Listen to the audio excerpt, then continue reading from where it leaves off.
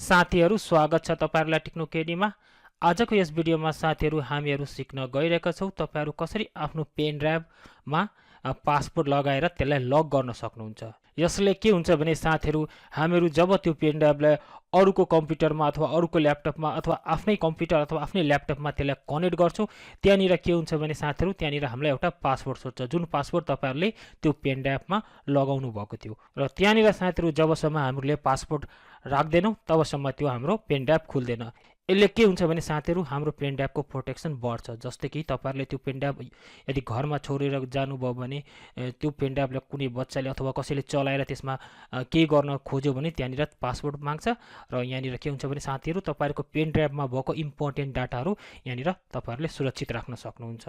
र यहाँनिर साथीहरु हामीलाई कुनै पनि सफ्टवेयरको आवश्यकता पर्दैन। यहाँनिर हामीहरु के गर्छौं भने विन्डोजमा भएको इनबिल्ट सफ्टवेयरको सहायताले यहाँनिर हामीहरु पेन ड्राइभमा लक लगाउँछौं र त्यो लकलाई कसरी रिमुभ गर्ने, त्यसमा पासवर्डहरु कसरी गर्ने, त्यो सबै कुरा तपाईहरुले यहाँनिर यस भिडियोबाट तपाईहरुले सिक्न सक्नुहुन्छ। र यसमा कुनै पनि सफ्टवेयरको आवश्यकता छैन। हामीलाई कुनै पनि साइटमा गएर कुनै पनि सफ्टवेयर यहाँनिर डाउनलोड गर्नु पर्दैन। र यसलाई साथीहरु राम्रोसँग सिक्न चाहनुहुन्छ भने कृपया यो मेरो भिडियोलाई सुरुदेखि अन्त्यसम्म हेर्नुहोला। र साथीहरु भिडियो सुरु गर्नुभन्दा अगाडि म तपाईहरुसँग एउटा रिक्वेस्ट गर्न चाहन्छु। यदि साथीहरु तपाईहरु मेरो च्यानलको सब्स्क्राइबर हुनुहुन्छ भने तपाईहरुलाई धेरै धेरै धन्यवाद। यदि साथीहरु तपाईहरु मेरो च्यानलमा नयाँ हुनुहुन्छ र यस्तै कम्प्युटर तथा मोबाइल टेक्नोलोजीको बारेमा सबै कुरा फ्रीमा सिक्न चाहनुहुन्छ भने कृपया मेरो भिडियोको मुनि रातो कलरको सब्स्क्राइब बटनमा क्लिक गरेर मेरो च्यानललाई सब्स्क्राइब गरिदिनु होला। साथै त्यहाँनिर एउटा बेलको आइकन हुन्छ, त्यसमा क्लिक गरिदिनु भयो भने तपाईहरुले मेरो भिडियोको नोटिफिकेसन सबैभन्दा पहिला पाउनुहुन्छ। त्यसको लागि साथीहरु तपाईहरु यहाँनिर के गर्नुस् भने साथीहरु तपाईहरु जुन पेन ड्राइभमा लक लगाउन चाहनुहुन्छ त्यो पेन ड्राइभलाई तपाईहरुले आफ्नो ल्यापटपसँग कनेक्ट गर्नुस् अथवा तपाईहरुले आफ्नो ल्यापटपमा यहाँनिर अट्याच गर्नुस्। जस्तै कि म यहाँनिर एउटा पेन ड्राइभ कनेक्ट गर्छु। जस्तै कि साथीहरु तपाईहरु यहाँनिर हेर्न सक्नुहुन्छ मसँग एउटा यहाँनिर 4 GB को पेन ड्राइभ मैले यो यसमा कनेक्ट गरेको छु आफ्नो ल्यापटपमा, तपाईहरु हेर्न सक्नुहुन्छ। अब साथीहरु म तपाईहरुलाई यही पेन ड्राइभमा लक लगाएर देखाउँछु। त्यसको लागि साथीहरु तपाईहरु यहाँनिर के गर्नुस् भने सिम्पली तपाईहरु पेन ड्राइभलाई सिलेक्ट गर्नुस् र राइट क्लिक गर्नुस् र यहाँनिर साथीहरु तपाईहरु हेर्न सक्नुहुन्छ यहाँनिर हाम्रोमा एउटा अप्सन छ टर्न अन बिट लकर भनेर। सिम्पली तपाईहरु यसमा यसरी क्लिक गर्नुहोस् र तपाईहरुलाई यहाँनिर एकछिन टाइम लाग्छ, एकछिन तपाईहरु यहाँनिर वेट गर्नुहोस् र तपाईहरुको अगाडि यहाँनिर एउटा यस्तो इन्टरफेस आउँछ। साथीहरु तपाईहरु हेर्न सक्नुहुन्छ तपाईहरुको अगाडि एउटा यस्तो खुल्छ र यहाँनिर साथीहरु तपाईहरु हेर्न सक्नुहुन्छ यहाँनिर एउटा दुईटा अप्सन दिएको छ र यहाँनिर फर्स्टको अप्सनमा लेखेको छ use password to unlock drive भनेर दिएको छ र यहाँनिर तपाईहरु हेर्न सक्नुहुन्छ use my smart card to unlock drive. Simply हामीहरु के गर्छौं भने साथीहरु यो फर्स्टको अप्सनमा क्लिक गरिदिन्छौं र यहाँनिर हामीहरु एउटा पासवर्ड क्रिएट गर्छौं। जस्तै कि म यहाँनिर पासवर्ड टाइप गर्छु KD 1 2 3 4 5 6 7 8 9। फेरि म यहाँनिर KD टाइप गर्छु र यहाँनिर त्यही पासवर्डलाई रिइन्टर गर्न भनेको छ। सिम्पली तपाईहरु यहाँनिर फेरि टाइप गर्नुस् KD 1 2 3 4 5 6 7 8 9। सिम्पली म यहाँनिर अगेन KD हाल्दिन्छु र यहाँनिर मैले एउटा पासवर्ड क्रिएट गरे। तपाईहरु पनि यहाँनिर एउटा तपाईहरुलाई जुन पासवर्ड मन लाग्छ तपाईहरु पनि यहाँनिर एउटा पासवर्ड तपाईहरुलाई पनि यहाँनिर क्रिएट गर्नुपर्ने हुन्छ यो पेन ड्राइभको लागि। जस्तै कि मैले यहाँनिर एउटा पासवर्ड क्रिएट गरे।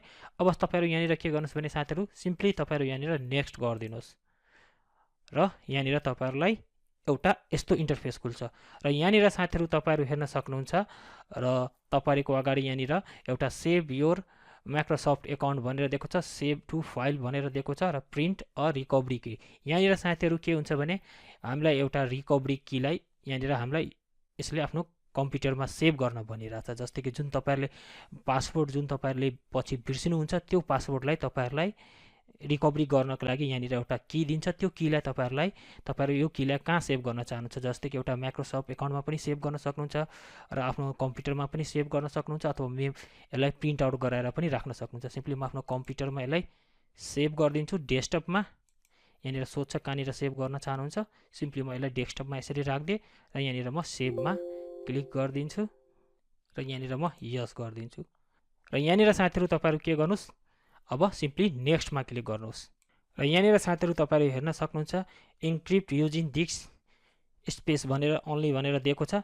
सिम्पली तपाईहरु यहाँनिर के गर्नुस् भने यहाँनिर सिम्पली तपाईहरुले यहाँनिर नेक्स्ट गरिदिनुस्। र यदि साथीहरु तपाईहरु यदि विन्डोज 7 युज गर्नुहुन्छ भने तपाईहरुको अगाडि यहाँनिर एउटा स्टार्ट इन्क्रिप्टिङ भनेर आउँछ। सिम्पली तपाईहरुले त्यसमा क्लिक गरिदिनु भयो भने तपाईहरुको यहाँनिर स्टार्ट भइहाल्छ। र यहाँनिर म विन्डोज 10 युज गरिरहेको छु, त्यही भएर मेरोमा यस्तो अप्सन आउँछ। यदि तपाईहरु विन्डोज 7 युज गर्दै हुनुहुन्छ भने यहाँनिर तपाईहरुको डाइरेक्ट स्टार्ट इन्क्रिप्टिङ भनेर एउटा अप्सन आउँछ, त्यसलाई नेक्स्ट गर्नुपर्ने हुन्छ। जस्तै कि म यहाँनिर विन्डोज सिम्पली म यहाँनिर नेक्स्ट गर्छु र तपाईहरुको अगाडि यहाँनिर एउटा यस्तो आउँछ। तपाईहरु यहाँनिर हेर्न सक्नुहुन्छ साथीहरु। र यहाँनिर साथीहरु तपाईहरु के गर्नुस् भने स्टार्ट इन्क्रिप्टिङमा यहाँनिर क्लिक गरिदिनुस्। र यहाँनिर साथीहरु तपाईहरु हेर्न सक्नुहुन्छ यो हाम्रो प्रोसेसमा छ। र यहाँनिर साथीहरु तपाईहरु हेर्न सक्नुहुन्छ यो हाम्रो कम्प्लिट भइसक्यो। हामीले जुन यो पेन ड्राइभमा पासवर्ड लगाइसके तपाईहरु यहाँनिर हेर्न सक्नुहुन्छ। सिम्पली तपाईहरु यसलाई क्लोज गरिदिनुस्। अब तपाईहरु साथीहरु यहाँनिर हेर्न सक्नुहुन्छ हाम्रो जुन पेन ड्राइभको यहाँनिर एउटा लोगो आइसकेको छ। तपाईहरु हेर्न सक्नुहुन्छ यहाँनिर एउटा तालसाको लोगो छ। सिम्पली हामीले यसलाई ओपन गरेर हेरौँ, यो अहिले ओपन भइरहेछ। सिम्पली तपाईहरु यहाँनिर के गर्नुस् भने यसलाई एकचोटी तपाईहरु एक्जिट गर्नुस् र फेरि आफ्नो ल्यापटपमा कनेक्ट गर्नुस्। जस्तै कि मैले एक्जिट गर्दिए, अब फेरि म यो पेन ड्राइभलाई आफ्नो ल्यापटपमा कनेक्ट गर्छु।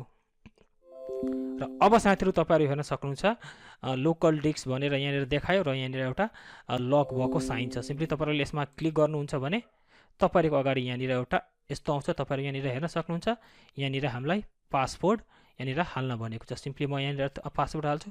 हामीले यहाँनिर कुन पासवर्ड हालेको थिए, KD 1 2 3 4 5 6 7 8 9 अनि लास्टमा अगेन KD।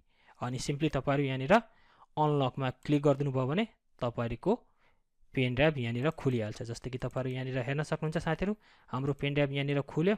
यसमा म तपाईहरुलाई कुनै कुरा कपी गरेर पनि देखाइदिन्छु। जस्तै कि म यहाँबाट कुनै एउटा फाइल लिन्छु र यसलाई म आफ्नो यहाँनिर कपी गरिदिन्छु। यस्तै तरिकाले साथीहरु तपाईहरु आफ्नो पेन ड्राइभमा लक लगाउन सक्नुहुन्छ र आफ्नो डाटाहरुलाई यहाँनिर सुरक्षित साथ आफ्नो पेन ड्राइभमा राख्न सक्नुहुन्छ।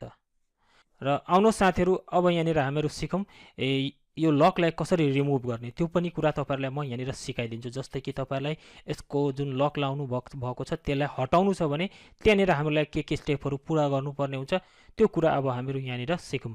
त्यसको लागि साथीहरु तपाईहरु यहाँनिर के गर्नुस् भने सिम्पली तपाईहरु आफ्नो कन्ट्रोल प्यानलमा जानुस्।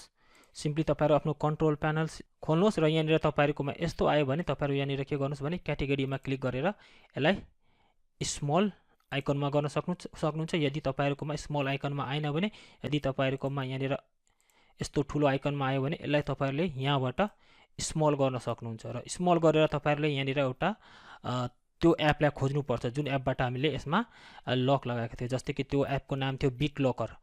र सिम्पली तपाईहरु यहाँनिर बिट लकर खोज्नुस्। जस्तै कि साथीहरु तपाईहरु यहाँनिर हेर्न सक्नुहुन्छ बिट लकरको एउटा अप्सन छ। सिम्पली तपाईहरु यहाँनिर क्लिक गर्नुहोस् र तपाईहरुको अगाडि यहाँनिर यस्तो अप्सन आउँछ। साथीहरु तपाईहरु यहाँनिर हेर्न सक्नुहुन्छ र यहाँनिर साथीहरु तपाईहरु आफ्नो ड्राइभ खोज्नुस् जुन ड्राइभमा तपाईहरुले लक लाउनु भएको थियो। जस्तै कि म तपाईहरुलाई यो ड्राइभ पहिला देखाइदिन्छु। जस्तै कि यहाँनिर हेर्न सक्नुहुन्छ साथीहरु यो हाम्रो एच ड्राइभ हो, लेजी सफ्ट लेखेको। अब तपाईहरुलाई यो लेजी सफ्टबाट यो लकलाई हटाउनु पर्ने हुन्छ। र यहाँनिर साथीहरु तपाईहरु हेर्न सक्नुहुन्छ यहाँनिर लेजी सफ्ट एच भनेर यहाँनिर पनि त्यो अप्सन आइसक्यो त्यो पेन ड्राइभको।